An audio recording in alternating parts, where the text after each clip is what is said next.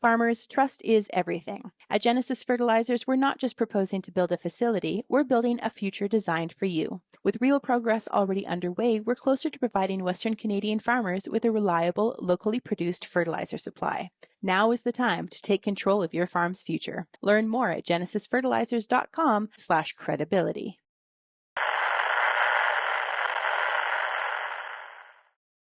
Welcome to The Truth About Ag.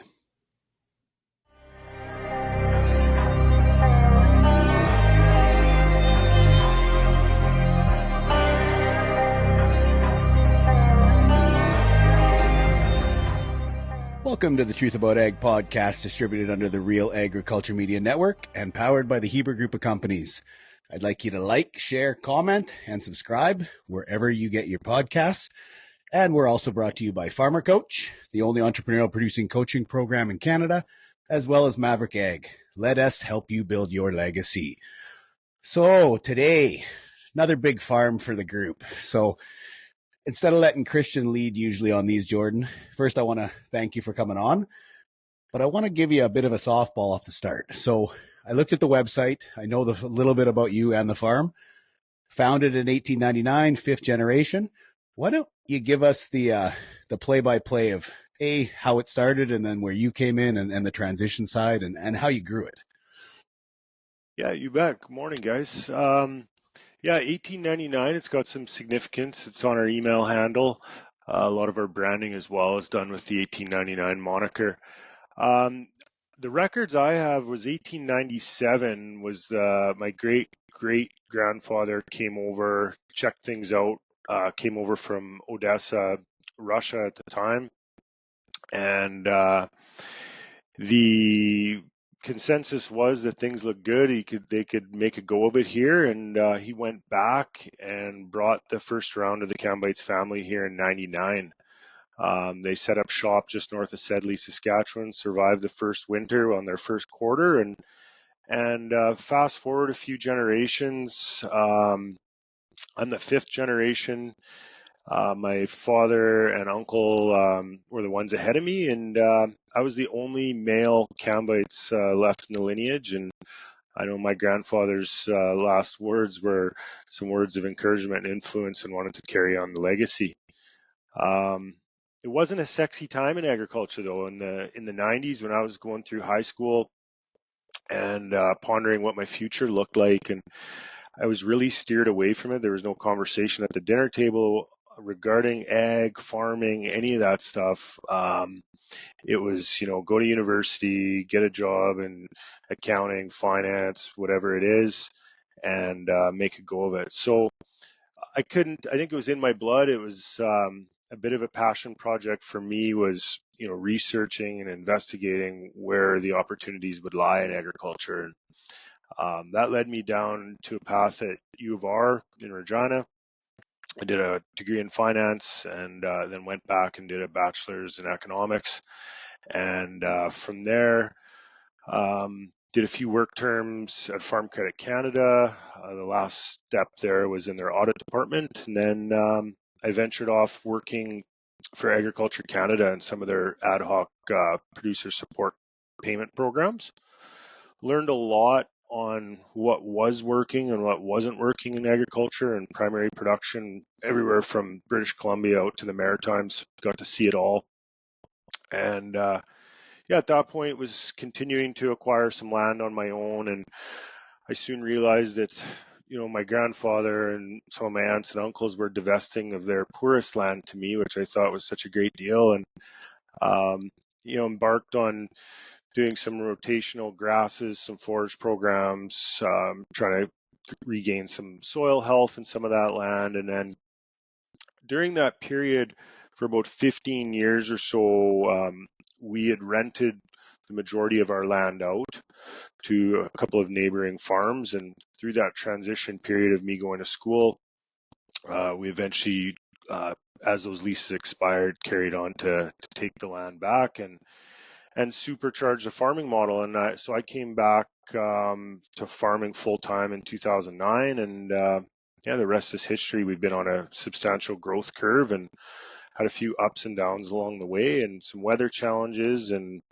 geopolitical challenges, market challenges, but we've weathered the storms. And today, I think we've got a really strong team, and I think we're poised to get ready for the next super cycle here in commodities. I love that he said he's background in finance, because most guys is agronomy, and this is obviously works with our model, which I really like. But go ahead, Heebs. I'll let you throw the next one. Yeah, well, I mean, once again, we've talked lots, Jordan. It's funny, our stories. I think we might even be born the same year, and we both came back farming within the same couple of years and have the same story, right? All of our peers got told that there's no money in agriculture. Go be a doctor, a lawyer, finance, or engineer or something, right? And the one thing I'd say probably our families did put into us is that still be an entrepreneur. And I, the feeling I get from you when I talk to you is really that's probably what drug you back. I mean, we all love the theory of feeding the world, and there's a great story around agriculture, but it kind of always seems like it's the entrepreneurial side, and you learned the goods and the bads through FCC and through the government, and probably, let's be honest, if you're going to go into a business, you might as well go into one where you think you can compete at a high level. So walk me through, being an entrepreneur, and why. I would say not only, right, have you expanded acres, but you're very focused compared to most operations on vertical integration, and in my mind are kind of leading the pack on that. So I'd like to hear you talk about it a bit. Yeah, I mean, the entrepreneurial spirit that's alive in all of us, we crave the challenge and the opportunities that come with the challenge. And some of those challenges create some hard lessons, but that's what I think gives us the resiliency to carry on and continue to seek better ways, more efficient ways to do things. And often those challenges are what produce future positive outcomes. So I'm a huge believer in vertical integration. I think one thing we've put a lot of emphasis on is running our farm year round out of a single location. We do have a couple of seasonal satellite locations, but having our majority of our management team on site every day, the whole administration team behind that, and the core workforce on site every day at a single location has helped us tremendously focus on where the opportunities are within the business. I think, one thing on the negative side of that is it's stifled our growth from an acre standpoint in not going out to multiple pod locations across the province or across the country. And, we become our own competitor in many ways in our own backyard, but we're really digging deep and internalizing some of our metrics on how to get more efficient and the definition of growth. I mean, I think the industry is so focused on the word acre, and don't get me wrong. I mean, we get hung on that as well, but it's really important, and we've been focused on this a lot with our core management team on identifying different parts of the business where we can truly validate growth and measure it. And with that, we're seeing tremendous returns. And in many ways, they may not be financially initially, but we're seeing returns on value, both from task-oriented roles to strategy on how we're rolling out the operations side of the business, to efficiency planning, all sorts of different tools that tie back into HR. I think the fruits of that are going to be seen in time. But ultimately, that the whole goal of that is to lead to financial gain at the end of the day, and allow us to pursue the next opportunity. Yeah, so you kind of opened the door with HR there, so I wanna dig a little deeper on that one. I mean, obviously, I came across to Heber Grain Ventures from a public accounting firm. So give me kind of your thoughts. Like, most of your management, did they come up through the farm? Did you progress, mentor, or did you actually go out and bring in professionals to build that management team around? A little bit of both. I'd say the majority of it progressed through the industry and through our organization. One that had a bit of a dual approach or dual channel was Jason. He's my brother-in-law and vice president of the farm, and kind of master of everything, real focus on accounting, but he comes from the restaurant and hospitality industry from a management side out of Vancouver. And so he came with zero ag background, zero experience, but a tremendous amount of experience in managing people at a high level at a lot of high-end restaurants and hotels, both in Canada and over in Europe. And with that brought a complete blank slate and a really unique approach to managing people, which we just love. So we got to sit here and train him on how we want him to operate equipment and so on and so forth. And we started him on the zero turn riding mower, and many years later, he's worked his way up through the whole ranks. But it was just unique to watch his no BS style on how to manage people. And at the end of the day, I don't care what industry you're in, and he reminds me of it all the time, people are people and you got to manage them. And so it's really created the foundation for us to build an awesome culture amongst our workforce. And as much as we pride ourselves in running it like a business, I think a lot of the family values aligned with that have been a great compliment. I think too, like talking two pieces of that, talking to you and Jason, right? The neat part is we talk all the time that we learn lots from other business owners, not from other farmers, right? And the processes and the employee or the team member journey and the customer journey, some of those things he can explain out of the restaurant industry versus the farm was fascinating the first time I heard it. And, I'll ask your opinion on this. I've kind of changed so we agree too on family values, but we actually kind of switched the theory in that trying to build a culture like a sports team, right? We want a dynasty of whether it's Tom Brady's Patriots or Vince Lombardi's, Packers. And in a way, right, they love each other like a family, but they drive each other like a business. In other words, if you don't make the cut anymore, there's still a risk you might not get to be part of this group. But at the same time, I got your back in anything you do, right? And it was, we've been talking about it a lot lately, is that, you love like a family, but drive like a dynasty. And it's the more people buy into that, it's crazy how much they drive each other and drive us, right? They make me get up every morning to try and be better because I got to try and stay in front of them. No, for sure. I mean, you nailed it. We use sports analogies all the time. Jason himself was a very accomplished collegiate basketball player at several different universities in Canada, and we got lots of ex-junior hockey players that work for us. And I think at the end of the day, it ties back to everyone wants to belong. I don't care if you're a semi-retired 72-year-old guy that wants to still run a combine in the fall, or if you're a 21-year-old guy that doesn't want to bang around the minors in hockey anymore and is coming back to the farm. You want to belong to a team. And so we play off those analogies all the time. And for us, harvest is the playoffs. I mean, if you want to talk about project management, whether you break, seeding, spraying, harvest, and logistics into mini project management programs, but it's no different than, spring training, leading into regular season and then the playoffs. And so for us, we lead on that a lot. So I'm glad to hear that, Christian. I think, I haven't asked this one on a podcast before, but and we'll get some eggs thrown at us for this one and it all goes back. The reason the eggs will get thrown is in agriculture. The number one thing we hear on the coaching side, right, is HR. But it's funny, once the farms kind of get a theory of how you're going to be different and find people, and then secondly, actually be willing to delegate. I mean, the statement that group then starts talking about is like, we grow our way out of problems. Like one of our issues a lot of years when we do our review is that we have a lot of good people that don't want to be in the same seat they are today. They want upside on their career and as part of the sports team, right?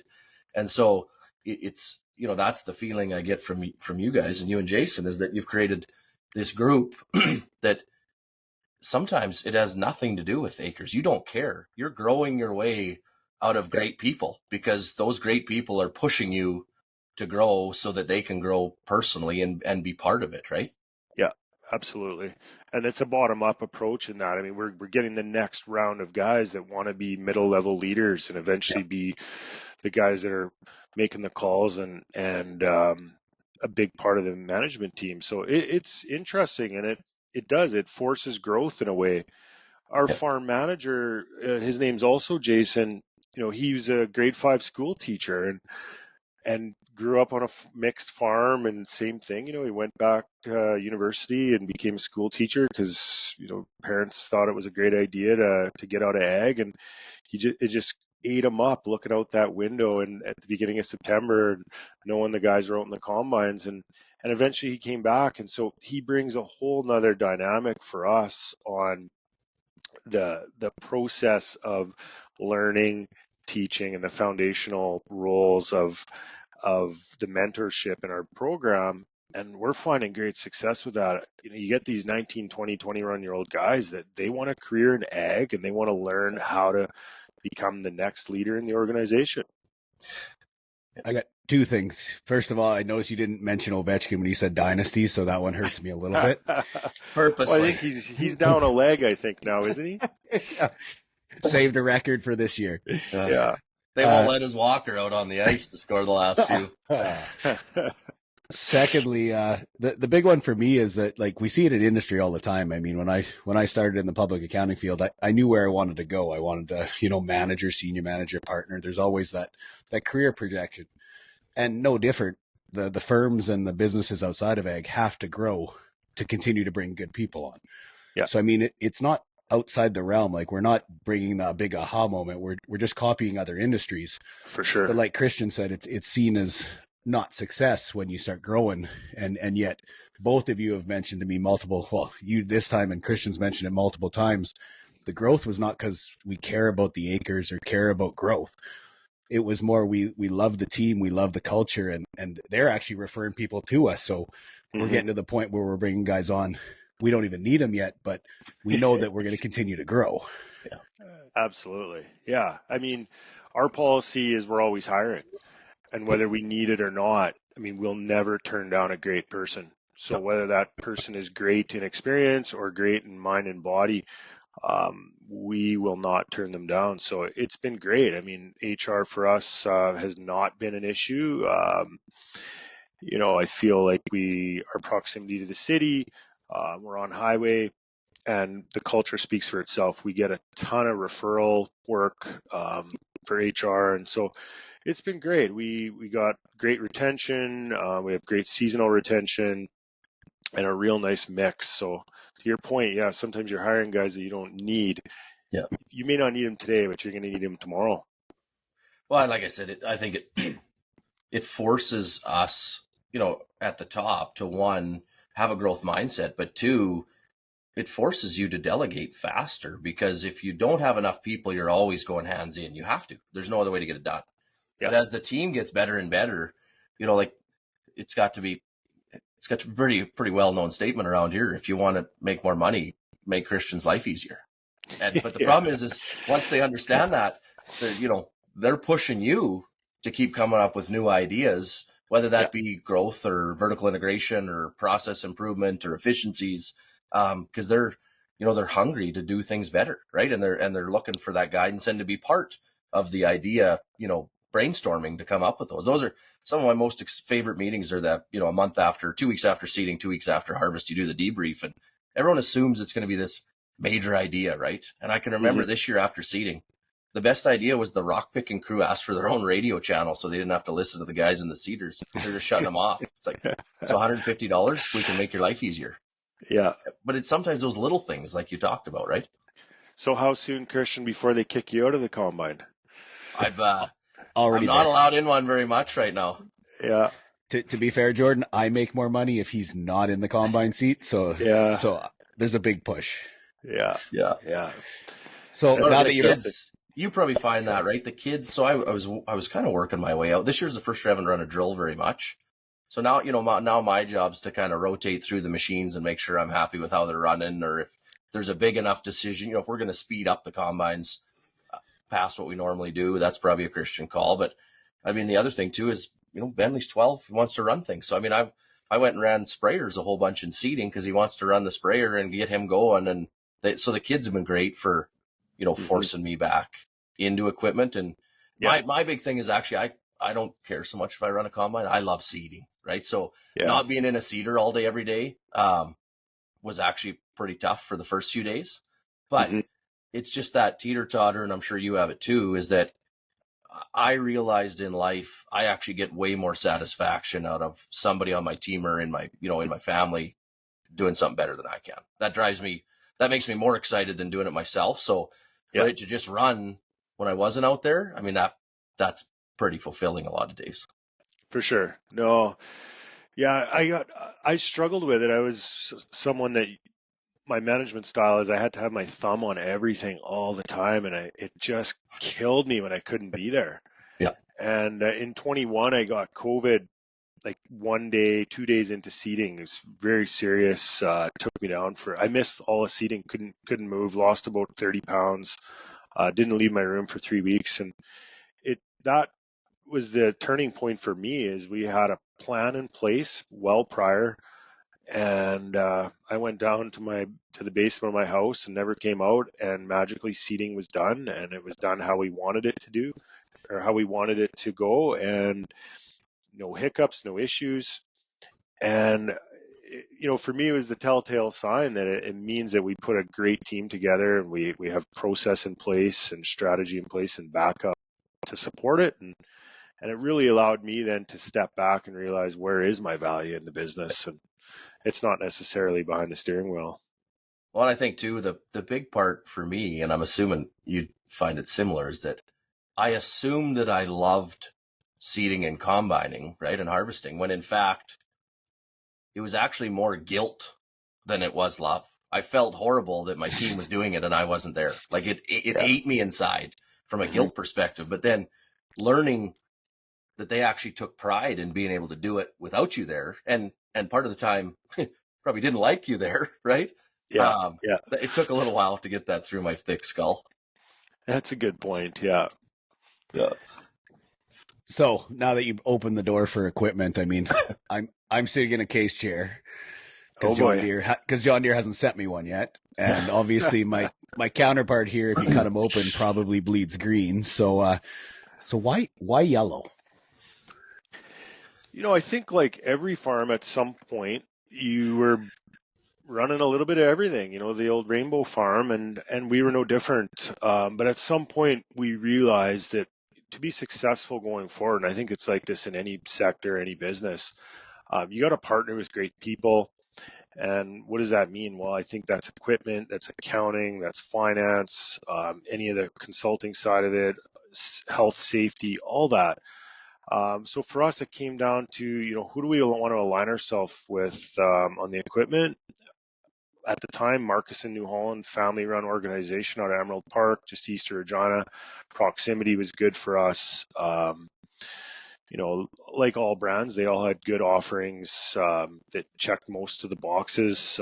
But I think from a strategy and a philosophical standpoint, we were quite aligned on where the direction of the industry was going, both at the dealer level and with us at the consolidation level on the farm. And as we were continuing to grow, and I think it was 2019, they got taken out by Mazer Group, and it was a really good timing for us as we were continuing to grow, and the support network of Mazer Group's multiple locations really helped us manage through some of the larger flip cycles and whatnot on the iron. So yeah, we've had a great relationship with New Holland and the guys and gals at CNH, and we're proud to support it. We do a lot of work as well out of Barassa, out of Radville and Weyburn, and they've been great to us. And at the end of the day, it's what works for us today. It's common user interface. Every machine, it's a similar experience when they get into it. So I think it's not unlike any other operation. Is for the most part we're all single line, and there's going to be the odd rogue short line piece in the mix, whether it's seeding, or I'm seeing it on the spraying side in some operations now. But yeah, we're happy with it. They've been great to us. And I just realized, Heebs, I probably never asked you that question. So why? I mean, I know you were yellow before. Why are we green? Well, we were green tractors, rollgator sprayers, and yellow combines, right? And don't get me wrong, Louis much preferred Deere, and it's kind of like, did your dad drive a GM or a Ford truck, and it's pretty highly correlated to what you drive. So let's be honest, that's part of it. But secondly is when we went to 24 hours, if there was anything that woke me up, it's because we had a John Deere monitor, a Viper, and a Pro 600 all being operated at the same time, and they couldn't phone each other because we had maybe one expert on each, and I knew enough about all three to be dangerous, right? And at that time, running 24 hours meant sleeping 2 hours here and there, so your sleep was fairly special. So the number one reason we went was for the same reason that they're the same as first is the people, right? You need good sales and service from whoever you're dealing with. Secondly, obviously, we like the tech side of Deere that I could do a whole bunch of stuff from my phone. But third, and one of the most major, is the keys in the same spot, the hydraulics are in the same spot, the monitor's in the same spot. When you set an AB line, it's in the same spot, right? When I want to hide the keys on the dipstick, it's in the same spot. Like that. It was that simple of a reason, is you just wanted it to be the same for everybody that was operating. And then that way, as we went to 24 and running days and nights or 2 spray crews, there were so many people to ask the question, right? If you're having issues with your monitor, you just go on the radio and there's probably 10 other people that can help you, not one. And so it all ties back to productivity, right? And we leaned heavy into Deere on the tech side just because we can do so much from our phone and from our computer screen. But I'm the same. If you own right from the lawnmower to the combine of any one color, I'm not sure there is any difference, right? People do it because of people and service. That's the 2 main reasons, right? For sure, yeah. And I think I can't put enough emphasis on service. I mean, we talk about uptime all the time, and whether it's 24 hours or at harvest when you're working extended hours, I mean, uptime is paramount. And so for us, that's number one. I mean, for the most part, we have a tech rolling around our farm every single day. And it's really been imperative to us not having to own multiple spare units for uptime. I don't care whether they got 0 hours on the engine or 500 or 1,000 or 5,000, they're going to break down at some point. So, and yeah, the tech side, I mean, we're a little jealous of you John Deere guys for the last few years, but I think we're slowly catching up in the CNH front, and we're excited to see what's coming down the pipe. But I think, for the most part, and we're all familiar with some of the third-party offerings that are out there now, and that's been bridging the gap for us. So. Yeah, and for me, like that, when I came across here, obviously JD Ops is God when you're sitting in an office in Saskatoon 5 hours away. So So even though I'm red, I got no complaints on that side. So for sure. So I wanted to take us a little bit of a different route here, Jordan. So I understand enough to be dangerous, but I've seen on the website the KF identity integrity side of the business. Can you give us a bit of a roundup of that, almost that field to fork discussion, and why you guys are broadcasting it and why you're going down that route? Yeah, I'm a big believer, through vertical integration or not, that our future is direct, or more direct than we are today for our end customers. So I think, as Christian would probably relate, we're getting to the scale and size now where 1 or 2 or 3 farms collectively can now be the annual support of, whether it's a pasta company, a boutique mill company that likes a certain baking characteristics for their bread, whatever it is, we can be sole suppliers to that. And so for us, traceability is paramount. And I think, tying back into the tech side on the iron, I mean, this is where we're putting a huge emphasis on the tech side for us, and on the data collection and management side is to be able to tie back into the traceability for us, and whether that's traceability on, what varieties, when they're growing, how they're growing, but also I think in some cases it's not only for the RN buyer, which could be a mill or an ingredient company, but it could be for their end customer even. So we see a big future in that. We've been dabbling in it over the years, in the ebbs and flows of certain markets, and having a lot of success creating those relationships. It's a lot of work. We've been traveling a lot, making new friends in the industry, and finding new opportunities. I think it's going to also force us as a farm to spread our wings and get out of our comfort zone a little bit on the crops we're growing as well. We're starting to understand, as many of our neighboring farms are aware too. I mean, Saskatchewan, especially southern Saskatchewan, southeastern Saskatchewan, really unique that we have the ability to grow a ton of different crops. So we're finding markets now for crops that we've typically ruled out, that there's no reason we can't be growing them and creating large margin for ourselves. Well, I think too, it's not only I think we both agree that there's a lot of opportunity to deal direct on both sides of our business, right? With our suppliers and with the customer, right? And there's Absolutely. currently, because of the way agriculture was built, and I mean, and in general, farmers wanted to do everything at the kitchen table, right? Evan and I were accountants for a while, that we'd lost a lot of customers because they had to come into the office. But I think there's a lot of margin, and everyone's like, oh, it's only 2 to 8%. Yeah, but if 2 to 8% get taken at 6 different spots, from when we buy something to when we sell our end product, that really adds up, right? So I think the vertical integration, it runs both ways, and it ends by, you're 100% right. I mean, one of our internal goals is that a group of us will be drinking beer in Europe or in the US one day, and you snap a picture of the Q code, just like on 19 Crimes Wine, and you see the kids playing in the field, right? And probably going right from the field to the hockey rink, to show that we're just normal people growing crops to try and feed the world, right? It's not, for sure. It's not what a whole bunch of mainstream media says. And the more we can control that story, but it's not just the story, you have to be able to prove it. And if you can't prove it, it don't matter. Yeah. And we're finding too, the secondary benefit on it for us that we've seen, and I think it's picking up steam, is some of the accountability side from a policy standpoint. So, whether it's the carbon file, or any other part of the traceability piece where we can monetize. I mean, at the end of the day, I know, Christian, you've talked about it lots on the data piece. I mean, we have to figure out how to monetize that, whether that's bringing revenue through traceability in our crops, or through our process, carbon sequestration, whatever that is. We have to find better methods to monetize it, and so it starts the framework. And we get asked a lot internally, like, why are we measuring this? Why are we monitoring that? Why are we doing this? And it's not for today, it's for tomorrow. Yep. And that's the reality of where we're going to have to be to remain competitive. I mean, we're getting squeezed at the bottom here year after year, and margins are tightening, and we got to claw some of that back. Well, I think too, we talk lots on capital, right? Agriculture is very unaware on a lot of the opportunities out there when it comes to capital. I mean, like the federal government's theory of a pilot project is $250 million.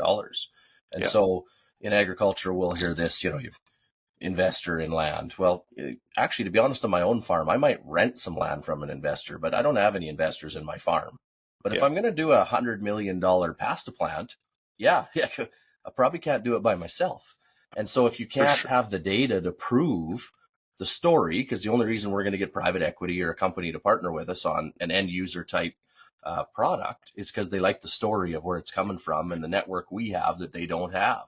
But once again, you can't just tell a story. You actually have to prove it. You have to prove your data shows that you're doing that and that your network can do the same thing. And I think part of the data play is honestly just on capital in agriculture, and that we need to do a better job of attracting investment specifically in value add and vertical integration, and not necessarily at the multinational company level. Like why can't we find a private equity firm and a pasta plant in Europe that want to partner directly with KF and HGV, right? Absolutely. We got 2 different weather zones. So if you have a bad crop, we might have a good one. But like, I realize we need some geographic spread, but like you said, 2, 3, 4, 5. And I also think that's one of our other issues, right? Is that we get through a lot of battles in agriculture because of our fierce independence. Mm-hmm. But I don't think we ever dare want to measure the opportunity cost of what it's costing us by never collaborating in a lot of instances, right? It's unbelievable. Yeah. It would blow your hair back. Yeah. I'm a firm believer, to your point. I think, outside capital is going to be the rocket fuel to the value add sector, and we're woefully short. I mean, it's coming, and you read all the press releases and that, but it never is fast enough. And you look at the export data and the processing data that's going on, and I think we're just ripe for expansion in that area if we can get some outside capital. And to your point, I mean, let's show the model and show me the money.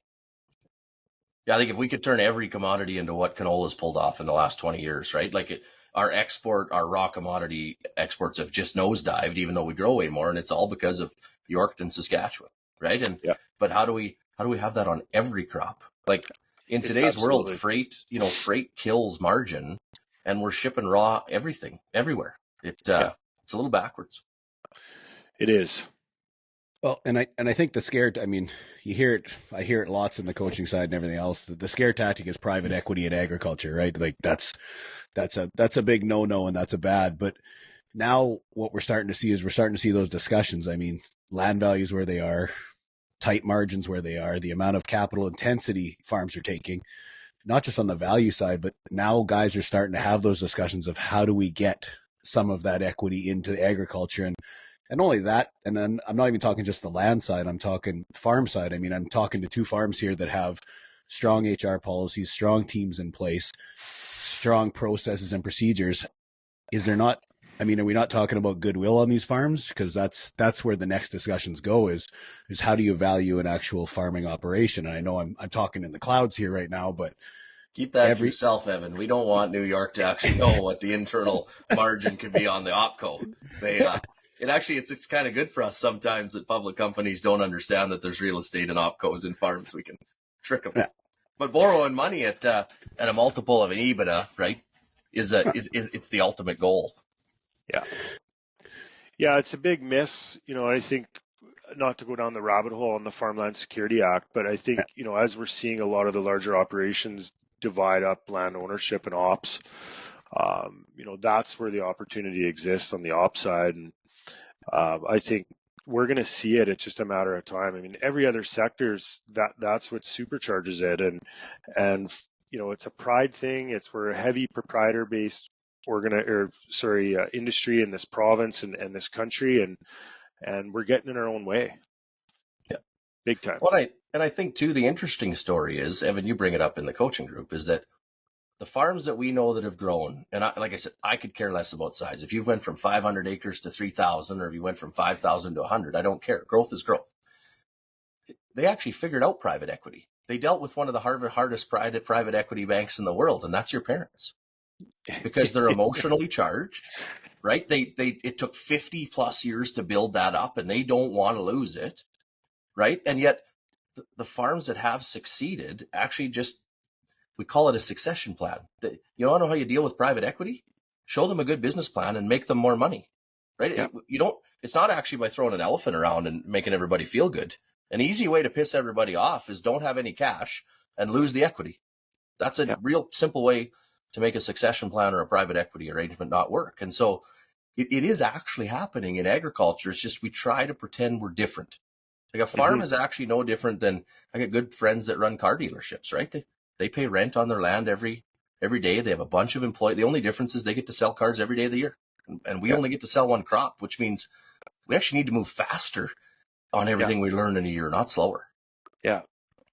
Yeah, I mean, you talk about business cycles. Jason, coming out of the restaurant sector, I mean, he always talked about it. We had 365 business cycles a year. And if we were having a downturn or we were having issues with the menu, I mean, we'd rejig the menu, and tomorrow we'd get instant feedback, and a week goes by, a month goes by, you can analyze the evolution of the menu change and the returns. And it's a big struggle in our sector. I know we have, as we're getting larger, we have more fluid marketing strategies across the year, but one business cycle, like Christian, I mean, we might only have 20 more cycles in our playbook, and we're out. And I mean, so we're so often pushed into next year country, and I think the immediacy of a lot of this is getting missed as well. And we're starting to see the diversification come in because of that. The biggest risk is, like you said, you have one chance a year to make it hit. How do you minimize the risk? Well, you go into, for example, with us, it's the consulting side, or it's the secondary income streams, just to take some of that risk off the table, right? For sure.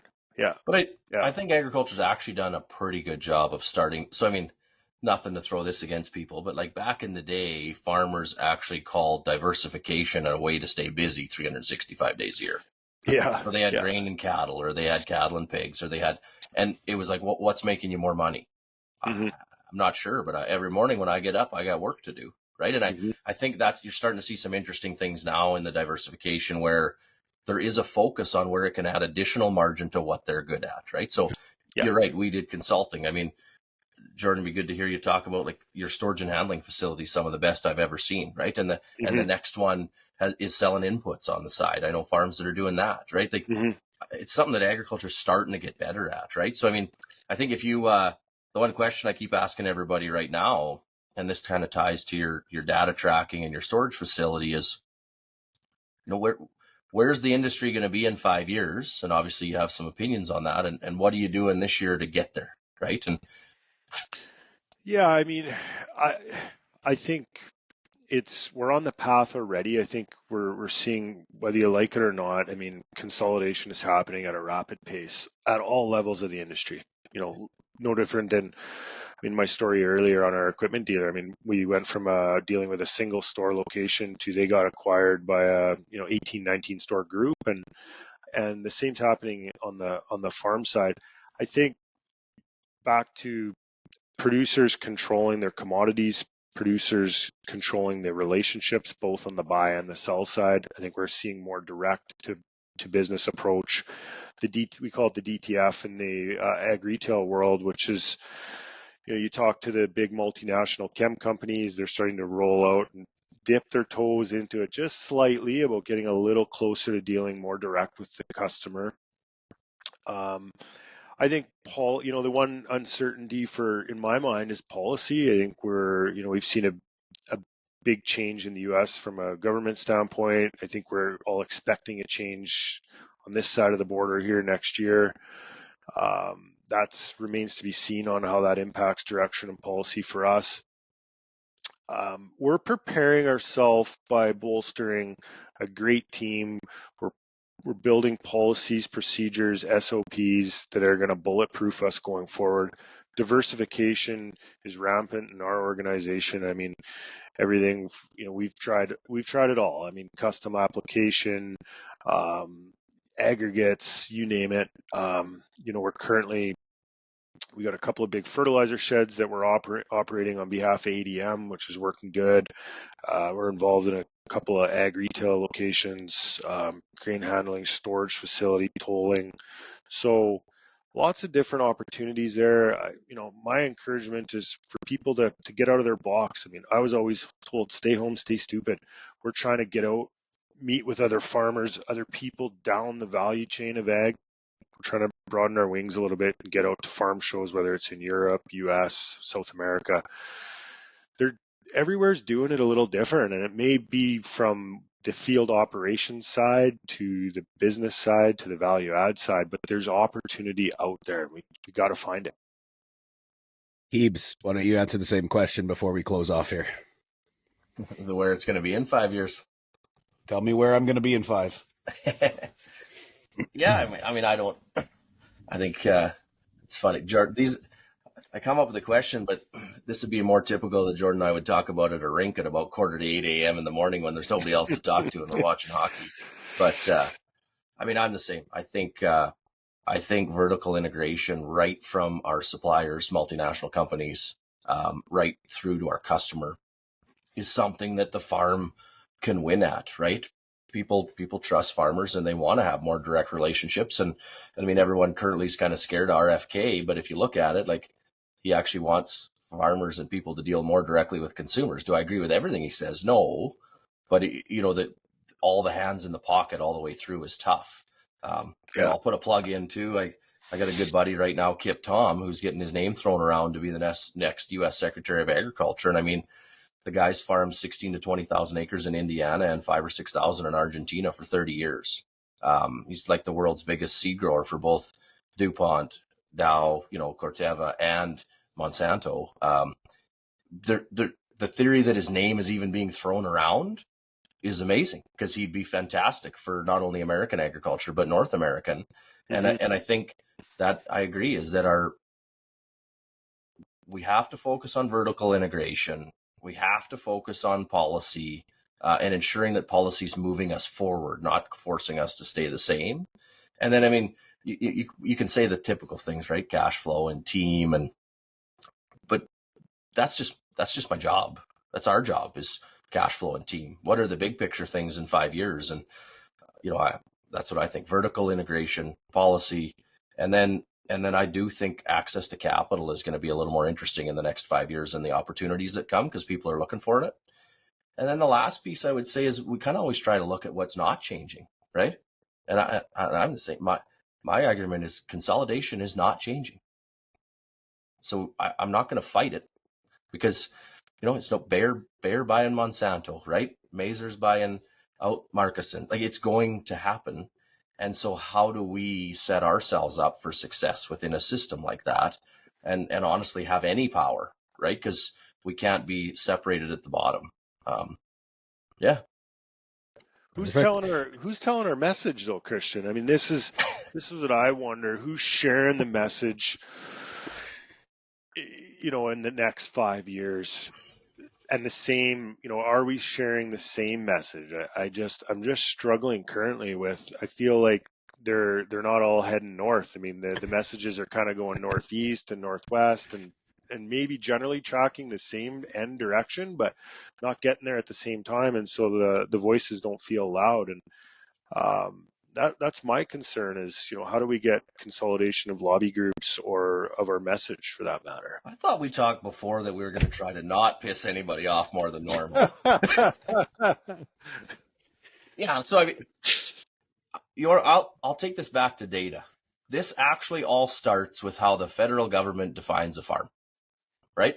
In the federal government stats, there's 186,000 farms. And so that's who they feel they're working for and who gets an opinion. But if you look through those, about 170-ish thousand have revenue of less than $1 million. And I'm not saying someone with a revenue of 500,000 isn't a big deal. I'm just saying, in general, if you can have a net margin between 15 and 25 points, you're happy, depending on what industry you're in. So at $1 million of revenue, it's $150,000 to $250,000. That, for a family of 4 in Saskatchewan or in Western Canada, that's a job. So, we're catering to 186,000 voices when we have 170,000 jobs or hobbies, and we have 16,000 businesses that are actually moving the industry forward. And it's run like a democracy, right? It's why the wheat board took so long to get rid of. So I mean, I completely agree. Is that how do we focus on the future, knowing that some of the things that have been the same in the past are going to go away. I mean, I wrote a blog that Old McDonald went bankrupt years ago, so let's quit talking about him. And it was a straight down the line 50-50. 50% of people loved it, and 50% of people lit me up, right? We're going to make sure both Instagram and all your social accounts are included in this, just so both of you can have the same comments coming through, just so you know. But I think one concept that I find quite interesting, Jordan, and I haven't figured it out yet, but about 3 or 4 years ago, I got a little bit involved. I did some speaking for the Canadian Business Council.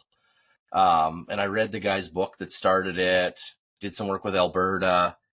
And it's pretty fascinating, right? The top 150 businesses in the country are part of this and pay a fee, and they have a full executive director lobby type system. And they didn't get rid of the Equipment Manufacturers Association and the Fertilizer Association. They have all those associations still that have to look out for their industry, right?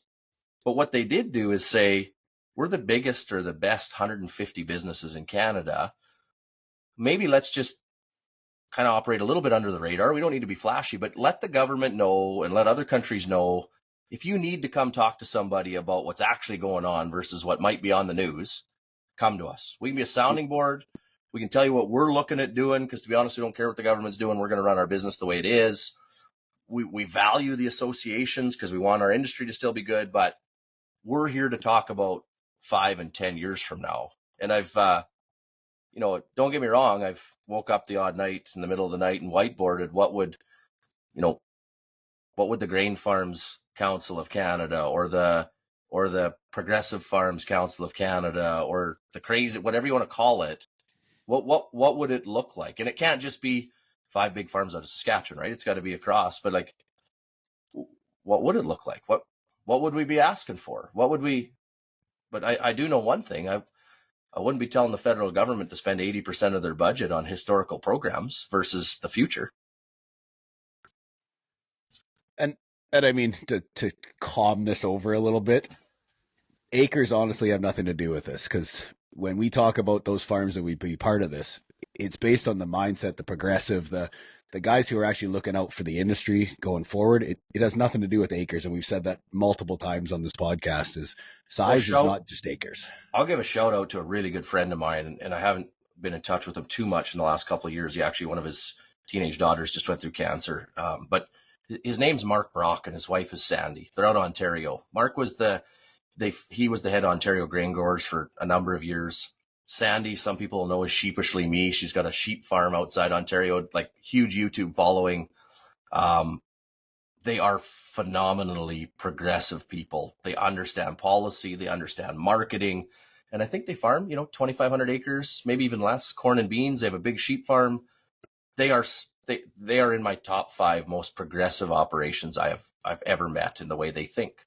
So I completely agree with you. It has nothing to do with acres. It has to do with revenue. It has to do with margins, and it has to do with, are you worried more about, we use 5 years because that's what we make a plan on, Jordan, right? But really, I mean, we were out in Victoria a bit this winter, and what did we talk about? We talked about that if you want to build a dynasty, you got to have something good enough that somebody might actually want to come back to. Yeah. And so when the kids go away to school, it's not my job to see if they're interested in agriculture.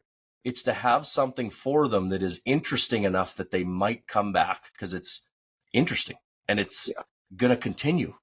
And that's kind of in my mind what builds that group of 50 or 150 is, are you looking that far out? Like, do you want to have something that when you look back, people still talk about the quotes of Vince Lombardi and the Packers, right? And whichever sports team you want to talk about. And it's because they just continually found a way to be better than average for a very long time. Yeah, nailed it. All right. I think we've taken enough of your time, Jordan. So I want to thank you for coming on this morning. Hopefully it's not too much snow for you to remove after we're done this. Yeah, appreciate your time, guys. Always a pleasure. You betcha. And that is The Truth About Ag. Thanks for joining us. The Truth About Ag podcast is a proud member of the Heber Group, which includes Heber Grain Ventures, Maverick Ag, and Farmer Coach. We appreciate the support. Lastly, please like, comment, share, subscribe, and ring the bell. And if you have questions for a future podcast, please leave in the comments below. Thanks for listening.